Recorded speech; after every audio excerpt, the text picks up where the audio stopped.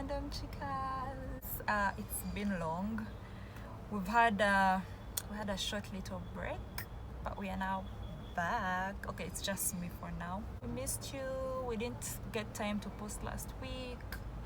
We were so caught up with so much, It was such a busy week, like a whole busy weekend.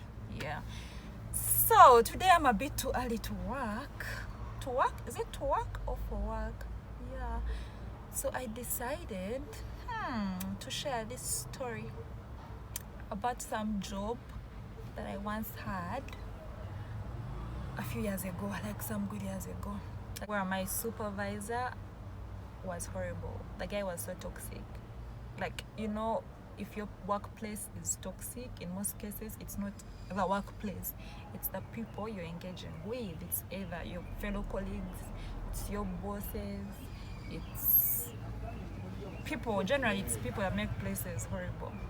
So this one time, my supervisor, okay, on a normal day he seemed normal, and in most cases when you have a supervisor, like someone you report to who is a guy and you're female, like usually it's you guys are a bit compatible, like in what, how do they call it, in relation to work. Yeah, like you easily get along as compared to females.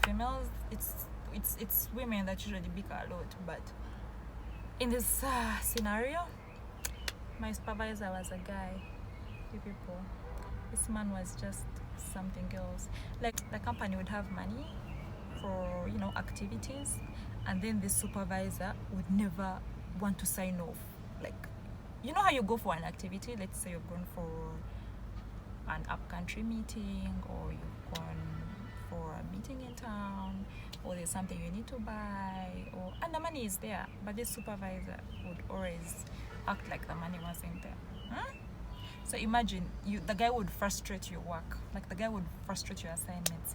This guy would make you work like dogs, you people. Like, are there dogs that work a lot? Donkeys, yeah, donkey work. Like, you do all kinds of things.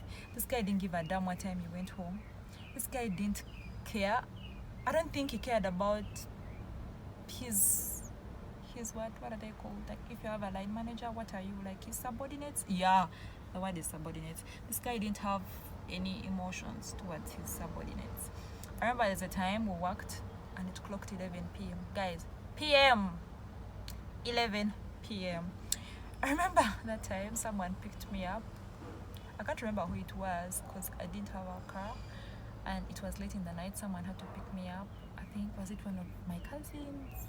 I can't really recall, but someone had to pick me up. And then I just told like my colleagues, I was like, you guys, let me be back. Then I walked out, entered the car, and just never came back. Like, I just never showed. I just never came back. The following morning, there was a meeting, and the meeting was to discuss me and my bad manners. How do you leave your workplace? Everyone else is working. How do you leave? What's wrong with you? You're not putting in enough energy like the rest of the other people. What? And I remember that time I was so quiet. I felt this guy was not appreciating the kind of work we were doing. Like, how do you let people work till late in the night? Like, you know what I mean? And you put in your... Meanwhile, this supervisor doesn't do anything. He delegates all the work to his subordinates. You do all the work, and then the guy acts like he's the one who did your work, and then he rubbishes everything. He would rubbish everything. So imagine you have to do something. Let's say deadline is Friday, and you've had this thing for like 3 months. You've been on it for 3 months, and then Thursday evening, that's when he thinks of, let's check it out. Show me, let me see what you've been doing. And then he goes through your work, rubbishes it, assures you how you're useless. Sometimes I think he used to get, okay, not physical, but he used to use, those words like abusive language. So it was just too much. Like, I couldn't take it. Like, you guys, I felt like I was done. Like, in your heart you feel it. You feel like you're done. Like, anywho, so I kept on searching for another job. And then this time I was lucky enough to get another job. So that other job that I got needed a supervisor, like someone who had supervised you in your previous job, to give them a comment, like a comment about you. So of course they had to contact my supervisor. At first I didn't know they had contacted him, but they contacted him. This guy saw the email and didn't respond. They requested him to respond like within 2 weeks. So that 2 weeks passed. They kept on calling him. They called him like the third week. They were now calling him entirely. Meanwhile, I didn't know that he knew.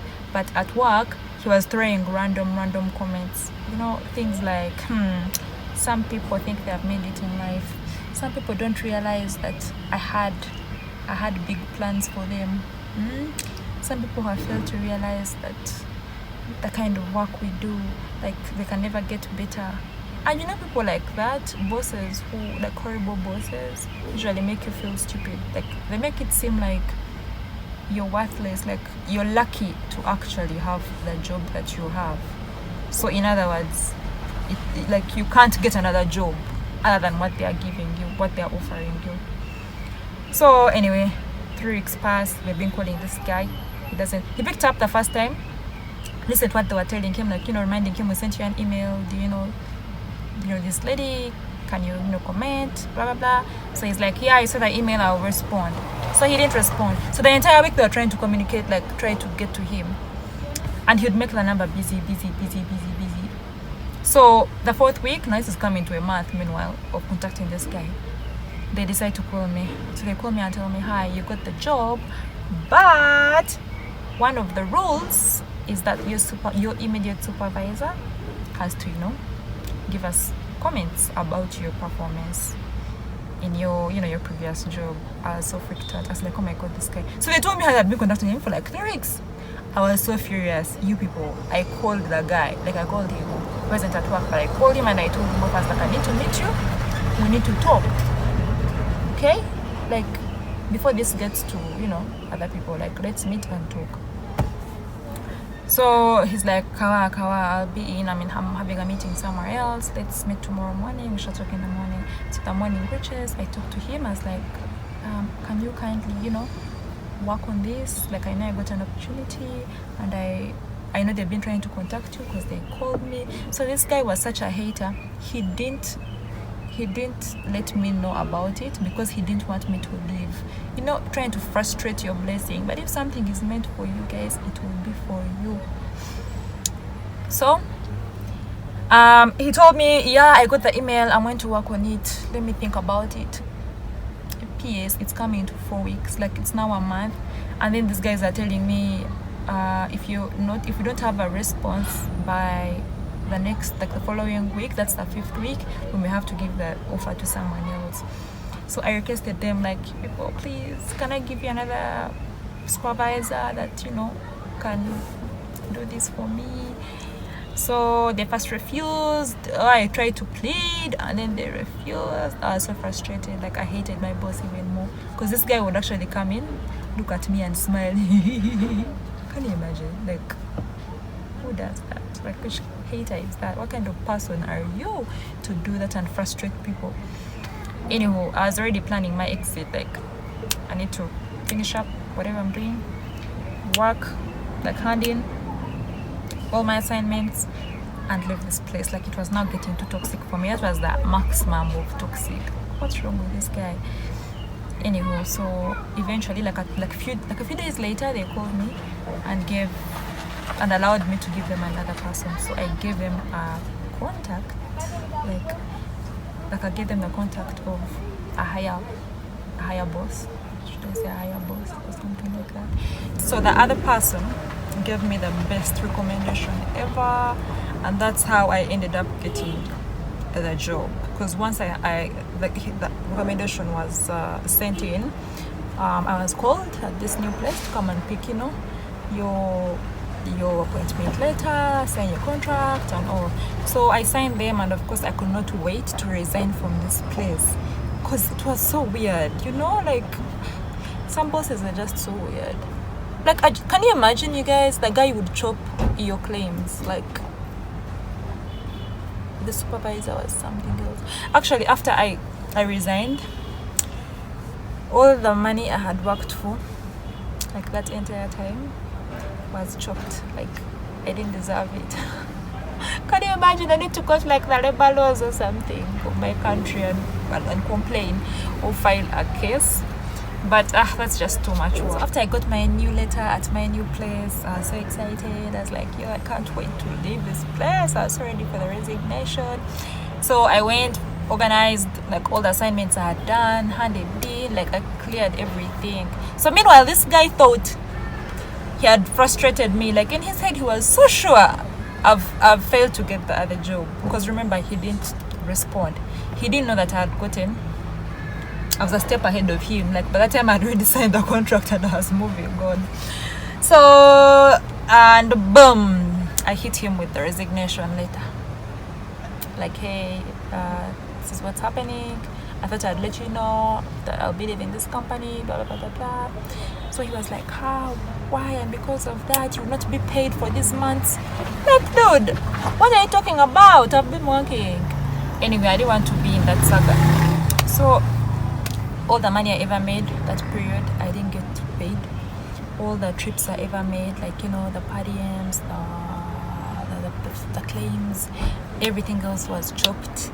So I just left. Like I didn't care. Like at that point, I knew I was free from that guy, that individual. So you guys, like I earlier said, sometimes the workplaces are not toxic, but it's the people around us, usually the bosses. You know, if a fellow colleague is frustrating you, but you have a good boss, you know, it's a bit understandable. But if it's your boss that's frustrating you, like you can't prosper in life. You just get so irritated. Like everything is nagging. So I don't know. That's my story. That's what happened to me. And sometimes you stay in a job because you want that CV. You want, you know, you're looking at the end goal. Maybe, you know, I need this experience because the job you're eyeing requires you to have this number of years, which you may get from that horrible place. So you're forced to stay in that place. But sometimes it's good to quit for your sanity, for your peace of mind, and to have a life. So in case you don't know if you're in a toxic workplace, I almost said toxic relationship, toxic workplace. There are some signs that I feel can, you know, help you figure it out. For example, the minute you start dreaming about work, like you're sleeping, and then in the middle of the night you're waking up like, stamp here, put the stamp here, or sign here, or where's the report? If you wake up in the morning and all you think about is work, my dear, just know the job is getting to you. Or if you get to a point where you feel your effort needs to be, like needs to be rewarded, you need more pay, but you don't even have the guts to ask for that pay. I don't think guts is the right word to use, but I mean you don't have, like, you can't find, you guys, I'm in the parking lot and this guy just knocked someone. Oh my god, I hope he doesn't scratch. He doesn't scratch this car. Okay, it's not so damaged. So weird. Sorry about that. Anyway, so what was I saying? Oh yeah, talking about bargaining. If you're in a place and you can't bargain, you're failing to bargain, and you find yourself in a position whereby you fear, actually the right word is fear, like you fear the thought, like of actually doing it, of I really want more pay, but that fear, how do I go to my bosses and ask for that pay? Just know that the place is not for you.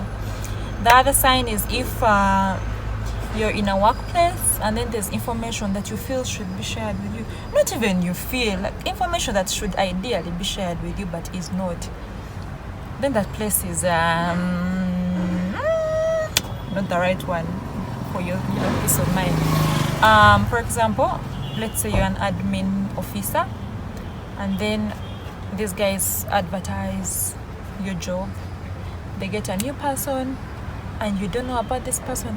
Meanwhile, they've not told you that they're employing another person. So you wake up the following morning, go to work, and there's someone seated in your office or at your desk. Just know these guys are either firing you or they're just done with you, or I don't know, they don't trust you enough to know certain details. So that workplace has so many question marks. The minute you start complaining, like at your workplace, you're just complaining about your boss, you're complaining about this person with your colleagues, that means you people are not okay. And you can't approach the person. Usually these bosses are so mean and so horrible, and sometimes they are so friendly, and then they're bullies. They bully you and make you think there's no other place that can employ you. As in, they make you feel unworthy. They make you feel like the place, that job you have now is the only great job you probably ever get. So if you think about leaving, then you're doomed. Actually, in certain scenarios, they make you fear to actually look for another job. I don't know if that makes sense. They play on your mind, like brainwash you to feel like the place you're at, you can't get something better. Like, this is it, you'll die here. I don't know. But you get what I mean. So the other one is signing contracts. Make sure you read your contracts before you sign them. Most of these horrible people, these bad companies, they talk about the number of hours you're going to work. They talk about the wages you earn, or the per diems, or the salaries. They talk about the number of leave days you get, but they don't talk about the exit bit, like how you exit. Usually a normal contract of a company that thinks about its human resource, their well-being, the ones that motivate them, those kinds of companies, they still talk about the exit. Do you need an exit interview? And how do you leave the company if you're going to resign? Is it a termination? Or if you resign, how many months notice do you give them? Or if you're retiring, at what age do you retire? And what benefits are you getting? So these other companies don't talk about that bit, like they leave it hanging. So the time for leaving, you look at your contract and you're like, wait, what's the procedure for leaving this company? #0, there's nothing. So you're frustrated. You're not thinking, am I in a marriage with this company? Like, till death does us part, till death do us part. Yeah. So it's rather frustrating, and in most cases they use that chance to make sure they don't pay you, like maybe those months, or they'll find something to make your exit really miserable. Yeah, so watch out. Make sure you read your contract. You also need to know your labor rights. Some of these bosses think you don't know what. Actually, in most cases, you know your labor rights, but you don't know how to execute them. Like, you're not supposed to work till midnight, but how do you refuse? You need this job. Such employers, in most cases, like yes employees. You know what a yes employee is? That one person who will do anything to keep at their job. I mean, you've been hired as an HR officer at a company, but what is your boss telling you to go to the kitchen and bring them a cup of tea? Go to town and buy them a blanket. Go to, as in, you get what we mean. What I mean, like, you're now working outside your JD, and that's not, like, you just know you're no longer working now. You're now someone's maid. So you need to know your rights and what you're supposed to do, what your job description is, and stick to it. And in most cases, make sure it's known from day one. Don't go bend lowing. Is that a word? Bend low? Yeah, I think it's a word. Okay, like, Compound English. Yeah, it's compound English. Yeah, don't be a yes employee. Yeah, do that from the very minute you join a place, so that they know that those are your standards. Last but not least, in most cases, we feel it in our hearts, you people. Like, intuition is real. You feel it in your guts that you don't have, like, you don't need to be at this job, but you insist. You feel like, oh my God, I need this job. But deep down in your heart, it's not the best for you. Like, it's not good for you. You want to leave, but you can't see yourself leaving. So please, follow your guts, follow your intuition.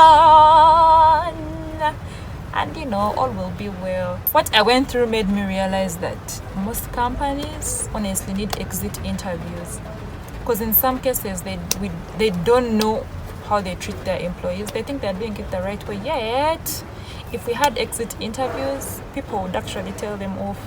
Then they would know what they are doing wrong or what they need to change. And if you're an employer, please treat your staff like human beings. H to H is human to human. I think that's what it means. I'm not so sure, but yeah, treat your employees as human beings. Otherwise, guys, thank you for watching. I hope you enjoyed this video. As always, continue to subscribe, share, and like, and watch. Watch out for our next video. Please share your stories in the comment section below, in case you've had horrible bosses before, what you think. Okay, last but not least, don't be a yes employee. Don't forget that the comfort in your workplace is really good for your mental health and productivity. So from me to you, I'm out. Bye.